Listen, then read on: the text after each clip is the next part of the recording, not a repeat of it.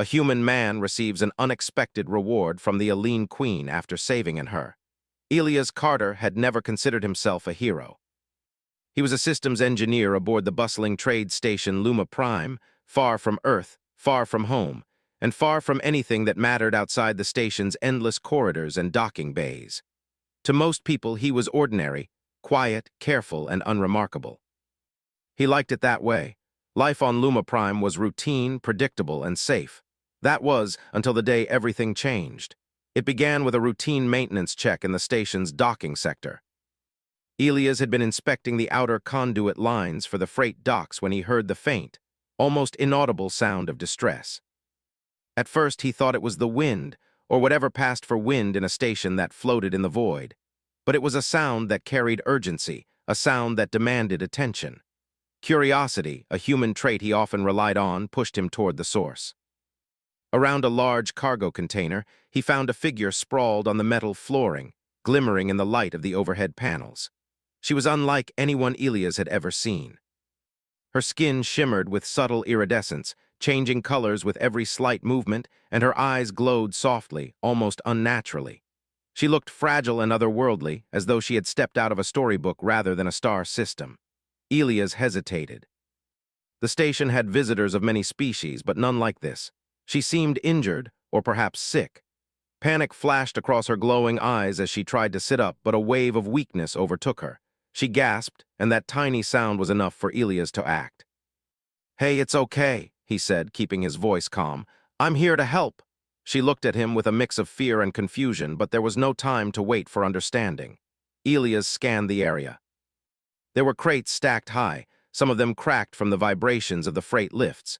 He noticed a small coolant leak nearby, a chemical vapor that could be dangerous to any creature. Without thinking, he grabbed a portable shield panel from the wall and rolled it over her, creating a temporary barrier between her and the leak.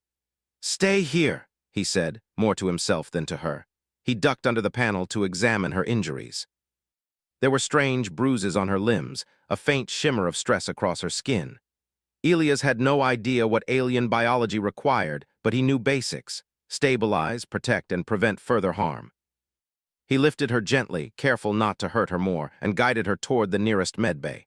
On the way, he muttered to the automated assistant in his wrist console, "Medbay, prep for unknown alien emergency." The AI beeped in acknowledgement, clearly confused. Elias wasn't sure what he expected, but he hoped it would suffice. Inside the medbay, the lights were harsh, white, and sterile.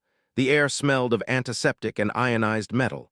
Elias placed her on the examination table and looked around for supplies. The station had alien medical kits for common visitors, but nothing matched her appearance or physiology. He made a decision. He would do what he could with what he had and hope it was enough. The figure struggled weakly. Her glowing eyes, now dimmer, met his, and she whispered a sound he didn't understand. It was musical but urgent. He pressed a button to summon the station doctor. The automated voice echoed through the bay, "Doctor is currently unavailable. Please wait." Elias' heart raced. Waiting wasn't an option. He had learned enough from basic xenobiology manuals to know that oxygen flow, hydration, and minimal movement could help stabilize a being until proper medical care arrived. He adjusted the table, ensuring she was comfortable, and carefully monitored her breathing. Minutes stretched, but for Elias it felt like hours. The station continued its hum and clatter outside, unaware that life, or perhaps something more significant, hung in the balance inside the small medbay. The alien's breathing steadied slightly, and her color shifted from a faint lavender to a soft blue. Elias allowed himself a small sigh of relief. Then she spoke again, more clearly this time, though the words were alien and melodic. He didn't understand, but the tone suggested gratitude or perhaps a question. He smiled, even if nervously. "I don't understand you," he said, "but you're going to be okay. That's all that matters for now." There was a pause. Her glow brightened faintly, and then she slowly raised a hand toward him. Elias instinctively took it. There was warmth there, an unusual sensation that made him pause. It wasn't just temperature. It was as though her presence carried a subtle energy, something unfamiliar yet not threatening.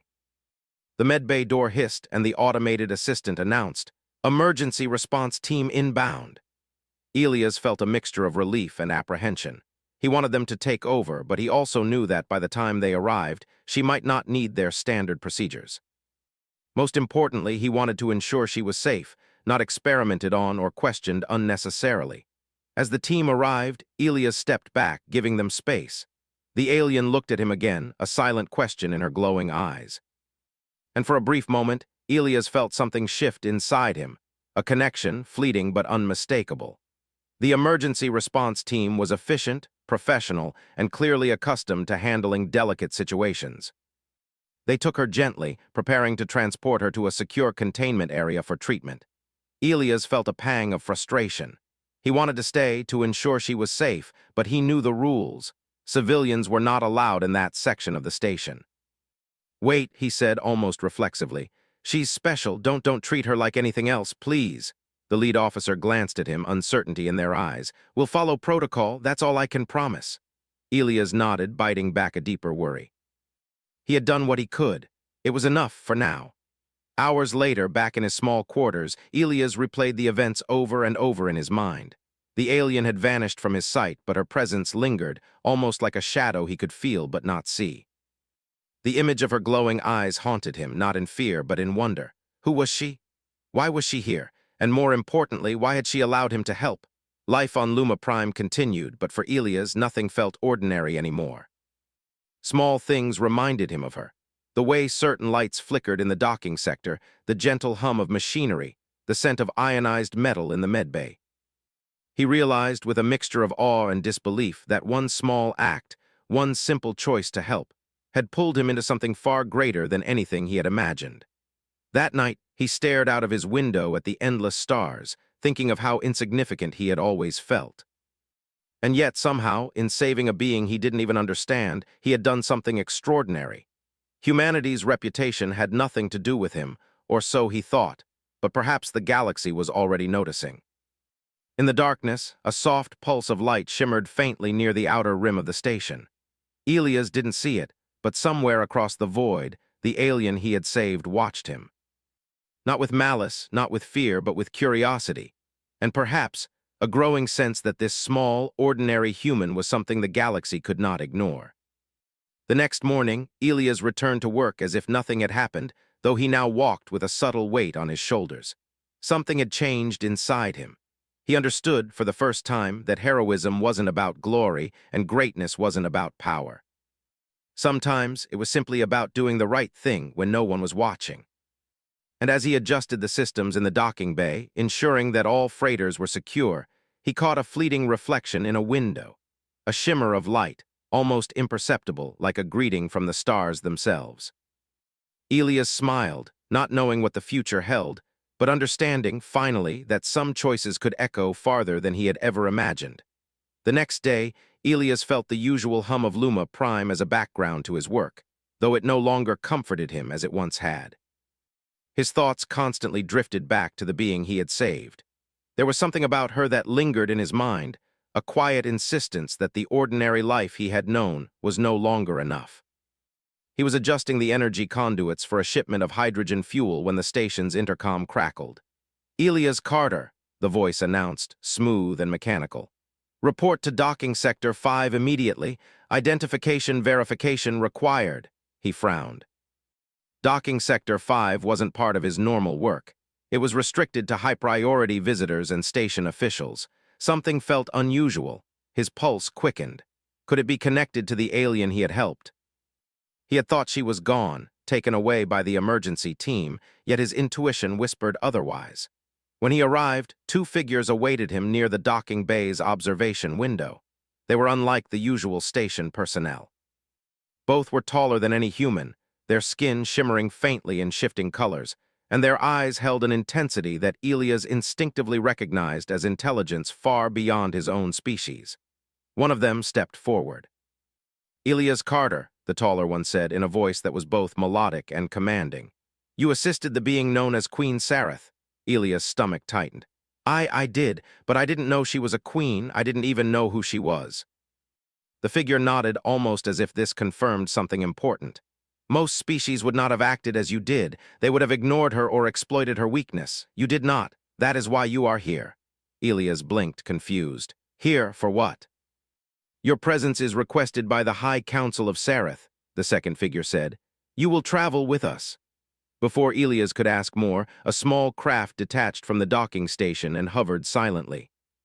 Its surface shimmered like liquid metal, reflecting the lights of the station in strange patterns. Without waiting for a response, the two beings gestured for him to enter. Hesitation tugged at Elias. He was a human, alone and unarmed, traveling with strangers to a place he didn't understand. Yet something in their demeanor told him this was not a threat in the usual sense. Inside the craft, the walls pulsed with a soft light that seemed alive. Elias noticed subtle changes in color as he moved, as though the ship itself was aware of him. The two beings didn't speak, but their eyes followed his movements, studying him without aggression. He realized, with a mixture of awe and apprehension, that he was no longer in control. Yet, for some reason, he did not fear them. The craft moved with astonishing speed, leaving Luma Prime behind in minutes that felt like seconds. Elias watched the stars stretch into lines, a phenomenon he had read about but never witnessed firsthand. And then, as abruptly as it had begun, the journey ended. The ship landed in a massive chamber suspended in space. It was a city unlike anything Elias had ever imagined. Towers of translucent material spiraled upward, connected by bridges that shimmered with energy. Strange flying vehicles moved smoothly between the structures, and creatures of many forms traversed the walkways. The entire place seemed to hum with life and intelligence. "You are to meet the council immediately," one of the beings said, guiding Elias through a series of transparent corridors. Finally, they arrived at a large chamber filled with beings of various shapes and sizes. Some were tall and slender, others short and stout, but all radiated authority and knowledge. At the center sat a figure whose presence immediately drew every eye in the room: Queen Sareth. She was more magnificent than Elias could have imagined. Her skin shimmered in colors that shifted like liquid, reflecting the lights of the chamber. Her eyes glowed softly, but there was a sharpness in them that spoke of centuries of experience. She observed Elias with a calm curiosity, as if measuring the worth of his very being. "You saved me," she said, her voice musical and clear, though Elias still could not understand the words fully. Yet somehow he felt her meaning perfectly. I just did what anyone would," he said honestly. "I didn't know who you were, I only knew you needed help." There was silence in the chamber. The council members exchanged glances, and Elias could feel their scrutiny. Many of them had never seen a human before. Some seemed impressed, others puzzled. He felt the weight of their judgment, but he stood tall, refusing to shrink away. The queen leaned forward slightly. "Most beings act out of self-interest, fear, or ambition, yet you acted purely out of compassion. That is a rarity in this galaxy." Elias blinked, unsure what to say. I didn't think about that, I just helped." "That is precisely why you are remarkable," the queen said. "Humans are unpredictable, yet sometimes unpredictability is a strength." The council murmured among themselves.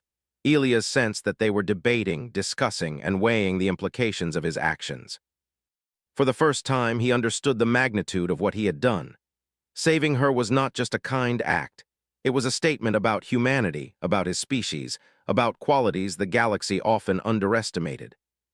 One of the council members, a being with translucent wings that shimmered like glass, spoke. "If this human acts with such courage and clarity, what does that say of his species? Are we to assume that all humans possess such qualities?" The queen shook her head slightly.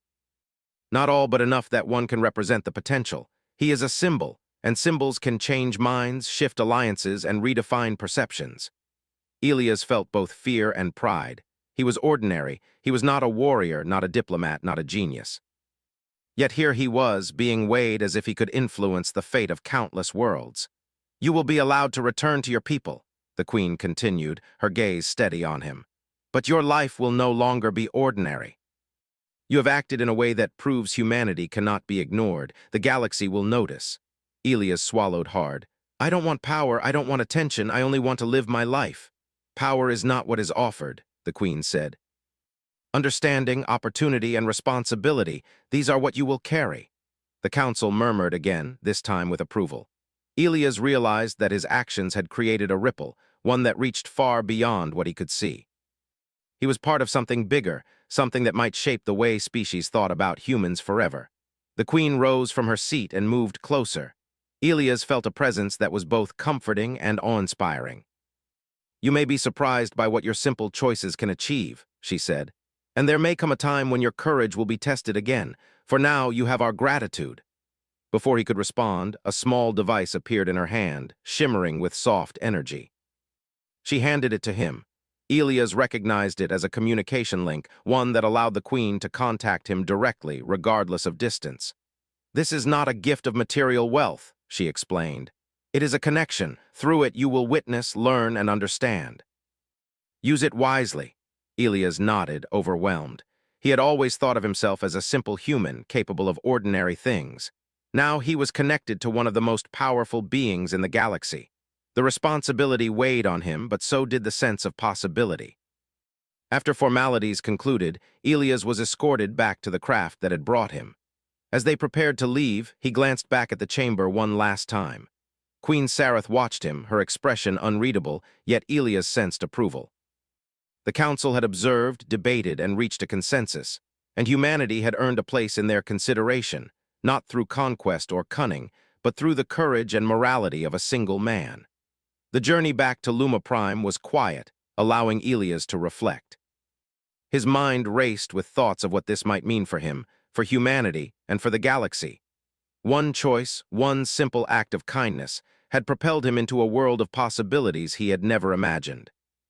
When the craft docked, Elias stepped out onto the station's surface, feeling both the familiar hum of routine and the electric thrill of the unknown. Everything seemed the same, yet nothing was. He had glimpsed a galaxy that operated on rules he barely understood, and he had proven that humanity could meet those rules in ways no one expected. As he walked back to his quarters, Elias realized something profound. Being human meant more than surviving or following instructions.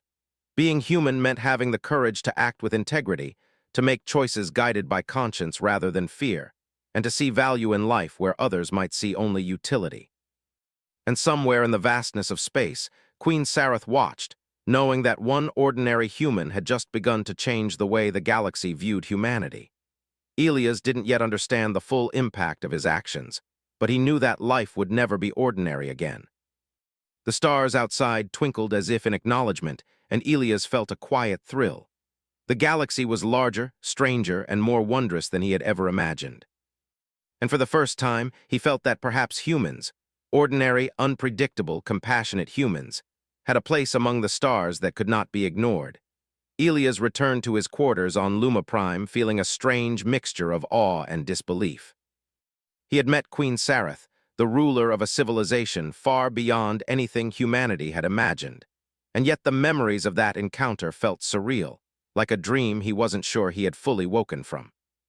His life, which had always been predictable, seemed to have split into two: the world he had known and the galaxy beyond, where choices and courage could mean far more than he had ever believed. The communication device the Queen had given him lay on his desk, pulsing faintly with soft light. Elias picked it up carefully, studying it. Its smooth surface reflected his uncertain expression. He had no idea how it worked, but instinct told him it was extraordinary. He had seen advanced technology before, but this was different. It was not a weapon or a tool, it was a bridge. Through it, he could reach someone, or perhaps someone could reach him, across unimaginable distances. As he held it, a soft light filled the room, and the Queen's voice echoed in his mind, calm and musical. "Elias Carter," she said, "your actions have made you visible to forces you do not yet understand. You have demonstrated qualities that are rare, and these qualities must be nurtured. Observe, learn, and remain true to yourself. The galaxy watches." Elias took a deep breath. He wanted to respond, to ask questions, but the device didn't require words. It felt more like a connection than a conversation. He placed it back on the desk, feeling a new sense of responsibility pressing on him. Humanity had always thought of itself as small and insignificant. Perhaps now someone, or something, had begun to see otherwise. Over the next few days, Elias noticed subtle changes in how others treated him. Colleagues who had barely acknowledged his existence now gave him polite nods or deferred to his opinion on routine matters. No one mentioned the Queen or the Council, and Elias didn't bring it up. He had learned early that humans often thrived quietly, letting actions speak louder than words. Yet even in his ordinary work, he felt the hum of attention, a quiet recognition that he had entered a sphere of influence far beyond the station walls. One evening, as he repaired the energy conduits in Docking Sector 7, the familiar shimmer of the alien beings appeared again. They did not announce themselves. Elias turned, startled, and saw two figures waiting patiently. Their presence was calm, but their eyes carried weight, intelligence, and a sense of purpose. "You are requested again," one said. "The Queen wishes to speak with you." Elias hesitated. He wanted to return to his simple life, to repair systems and follow routines, but something inside him stirred. This was not merely an invitation. It was an opportunity to understand more, to see the galaxy in a way no human had before. The journey to the Queen's chamber was familiar now, yet still breathtaking. Light flowed along the corridors as if alive, pulsing gently with Elias' presence. The beings guided him without words, a silent respect in their movements that made Elias feel both welcomed and scrutinized. He tried to remind himself to stay calm, but his heart raced. This was no longer a simple rescue. This was the beginning of something larger, something that could redefine the place of humans in the universe. When he entered the chamber, Queen Sareth was already waiting. She sat on her elevated throne, the council gathered behind her, but her eyes were fixed entirely on Elias. He noticed a subtle smile in the glow of her features, an acknowledgement that transcended words. "You have returned," she said, her voice melodic yet commanding. "Have you considered the consequences of your actions?" Elias swallowed. I've thought about it. I never intended to change anything. I just helped because it was the right thing to do." She inclined her head. "That is precisely what makes you different. The galaxy has grown accustomed to species that act for advantage, for power, for survival. Yet you act for something greater, for morality, for compassion, for principle. That is a rarity and a power that many underestimate." The council murmured among themselves. Elias felt their scrutiny, their curiosity. These were beings who had ruled vast civilizations, commanded fleets, and negotiated treaties across star systems. And here he was, a human, standing among them, yet refusing to be intimidated. "Humans," one council member said, their voice soft but firm, "have long been dismissed as weak, unpredictable, or unremarkable. Yet this individual demonstrates qualities that may be underestimated. Can this be representative of his species?" Queen Sareth's gaze returned to Elias. "Not all humans act as he does, but the potential exists. One life, one choice has created an opportunity for understanding. You, Elias, are the first witness to this potential, and perhaps the first bridge between humanity and the wider galaxy." Elias felt a mixture of fear and pride. He had always believed that his actions were small, ordinary, insignificant even. And yet here he was, being considered as a representative of his entire species. The weight of that thought pressed down on him, but he refused to shrink away. "What does this mean for me?" he asked, his voice quiet but steady. "I don't want power, I just want to understand." "You will understand," Queen Sareth replied. "But understanding requires experience. You will observe, you will learn, and you will be challenged. Humanity's place in the galaxy is not yet defined, and your actions have opened a door. You must walk through it carefully." Elias nodded. He realized that this was not a reward in the traditional sense. There was no wealth, no fleet, no titles. Instead, he was offered knowledge, insight, and opportunity, the tools to grow, to influence, and to act. The responsibility was immense, but he felt a quiet thrill at the possibilities. Over the following weeks, Elias was invited to accompany Queen Sareth on various diplomatic missions, often via the communication device that allowed him to witness events across vast distances. He observed negotiations with other civilizations, treaties being drafted, and conflicts being resolved. He saw how species that relied solely on force or intimidation often failed, while those that acted with creativity, intelligence, or morality thrived. Through it all, Elias remained human. He did not attempt to manipulate, to dominate, or to exploit. He simply observed, asked questions, and offered suggestions when he could. And through these small actions, he realized that humans had something unique to offer, unpredictability guided by conscience. One evening, as the Queen and her council discussed the distribution of resources to a planet recovering from a natural disaster, she turned to Elias. "Tell me," she said, "how would your people handle this?" Elias thought for a moment. We would look for solutions that save the most lives, even if it costs time or resources. We value the individuals, not just the outcome. We try to do what is right, even if it is difficult. The council members listened in silence, then one whispered to another. Elias could not understand the words, but he felt their approval. The queen nodded, and a soft glow surrounded her. Exactly. That is why humans, though small in number, can have a profound influence. You act from principle, not expectation. And sometimes, principle is stronger than fleets, weapons, or power. Elias felt a warmth spread through him, not of pride, but of recognition. He had never imagined that being human, being ordinary in so many ways, could be extraordinary in a galaxy ruled by strength and cunning. Yet here, in the glow of the Queen's approval, he understood something fundamental. Humanity's greatest power lay not in domination, but in choice, in morality, and in courage. Weeks passed, and the pattern became clear. Elias was no longer merely an observer. He was being prepared, not as a ruler, not as a warrior, not as a diplomat in the conventional sense, but as a bridge, a living testament to what humanity could achieve when it acted with heart and integrity. One day, the Queen called him to her chamber alone. The council was absent, leaving the room quiet except for the soft hum of energy that filled the space. She approached him, her presence commanding but not intimidating.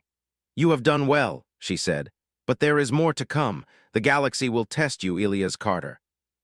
You will face decisions that challenge your morality, your patience, and your courage. Not all will see the value of compassion, and some will question your choices. Yet you must remain human. That is your greatest strength." Elias listened carefully, understanding the weight of her words. "I will do my best," he said. "I only want to do what is right." "That is enough for now," she replied, her glow softening. "But know this, the ripple you have started is growing. Other species are noticing humanity, some with respect, some with curiosity, and some with doubt. Your actions, though small, have begun to shape the galaxy." As Elias left her chamber, he realized how far he had come.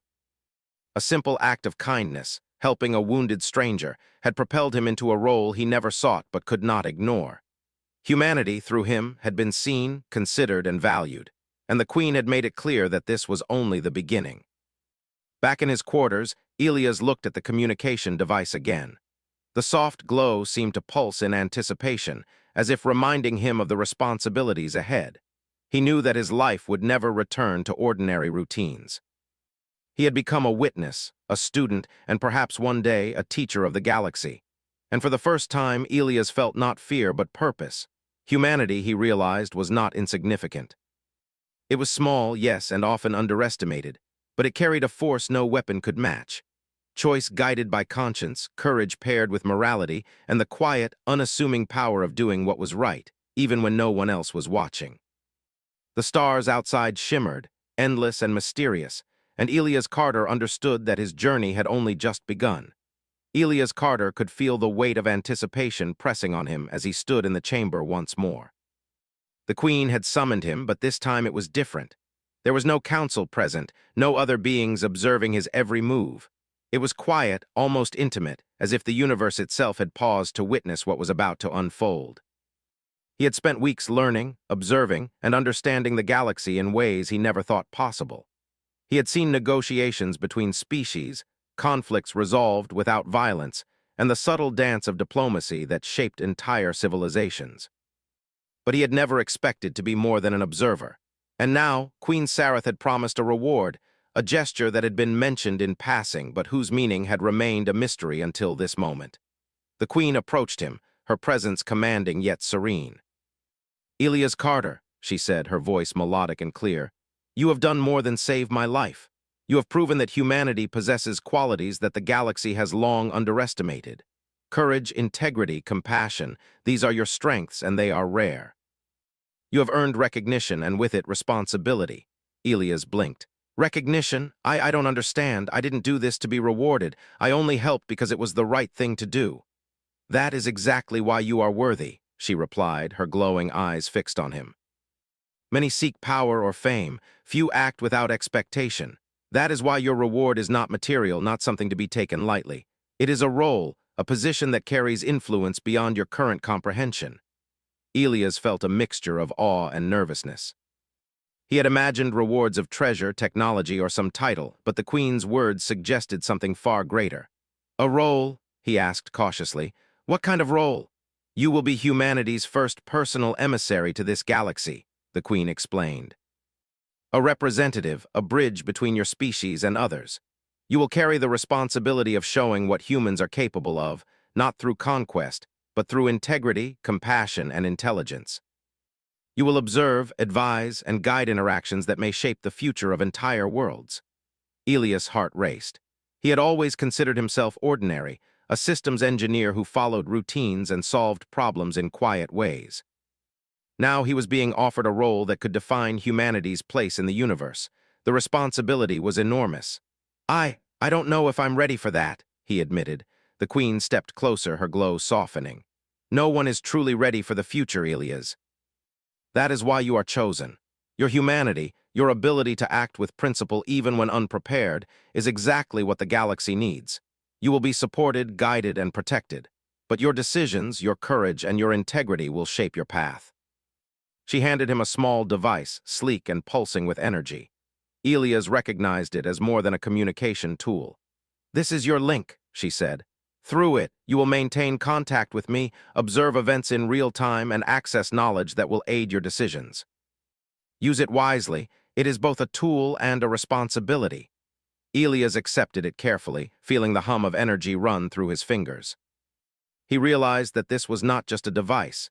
It was a symbol, a connection to a civilization far beyond human understanding, and a reminder that his choices now carried weight beyond his imagination. "You will also have authority," the Queen continued. "Not the authority of dominance, but the authority of recognition. When humans act under your guidance, others will listen. You are the first of your kind to hold such influence, and with influence comes responsibility." Elias nodded slowly, understanding the gravity of her words. He had always believed that humans were small, limited, and often overlooked. Now he realized that even a single human, guided by principle and integrity, could shape perceptions, influence decisions, and open doors that were previously closed. "Your role is not to conquer," the Queen said, as if reading his thoughts. "It is to demonstrate what humanity can achieve when guided by courage and conscience. You will face challenges, opposition, and skepticism. Some will doubt your abilities, some will underestimate your species, but you must remain true to what you are. That is your greatest strength." Elias took a deep breath. The weight of the responsibility was immense, but so was the potential. He could feel the importance of the moment settling into his mind and heart. This was no longer about saving one life. It was about proving the value of humanity to an entire galaxy. Over the following days, Elias began his new role in earnest.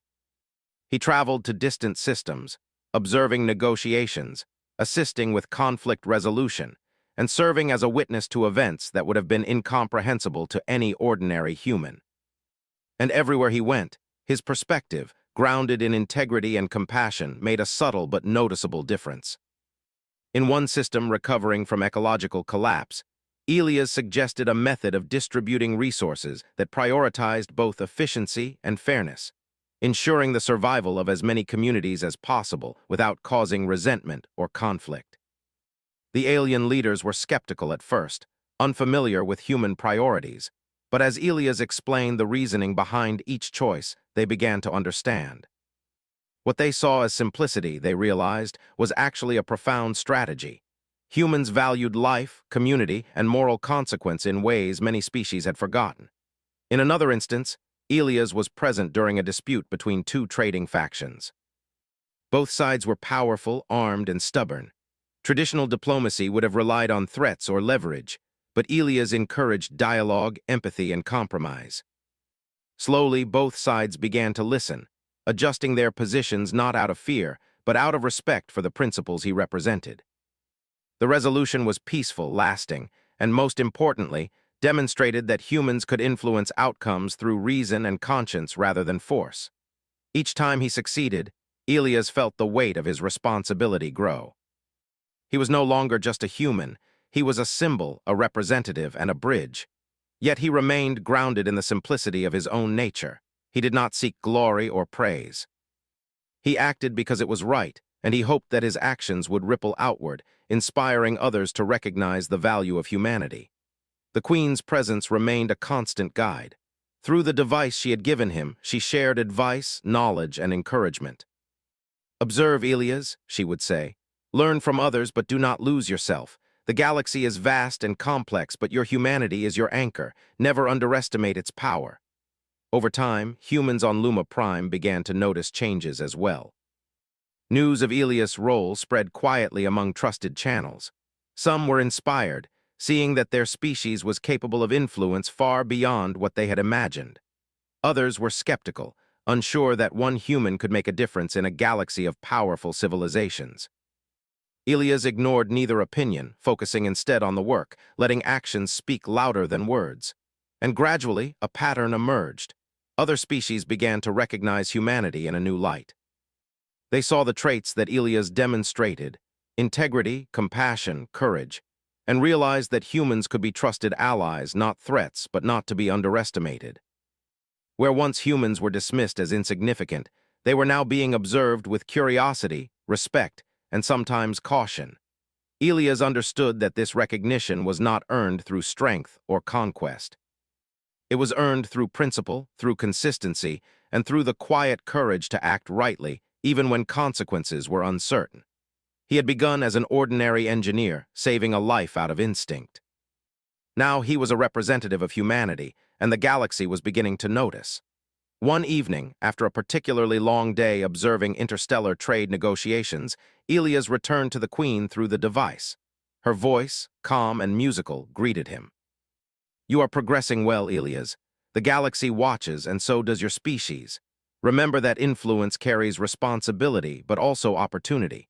You have proven that humanity can act with conscience where others act with calculation." Elias nodded, feeling a sense of purpose he had never known. "I understand," he said. "I just hope I can continue to make a difference." "You will," she replied. "Your potential is extraordinary, not because of strength or skill, but because of your heart and your choices. That is humanity's gift. Do not forget it." As he ended the communication, Elias felt a quiet thrill. He was no longer ordinary. He had been given a role, a responsibility, and a connection to a civilization far beyond human understanding. He understood now that the smallest acts, compassion, integrity, courage, could have consequences far beyond what anyone might expect. In the quiet of his quarters, Elias looked out at the stars once more. The galaxy stretched endlessly before him, full of mystery, opportunity, and challenge. And he knew, deep in his heart, that he would continue to walk the path laid before him, guided not by ambition or fear, but by the principles that had brought him this far. For the first time, Elias realized that humanity's place in the universe was not defined by strength or numbers. It was defined by courage, morality, and the willingness to act rightly when it mattered most. And as he prepared for the next stage of his journey, he felt a quiet certainty. One human, acting with principle, could change the way the galaxy saw an entire species. And that, he knew, was only the beginning.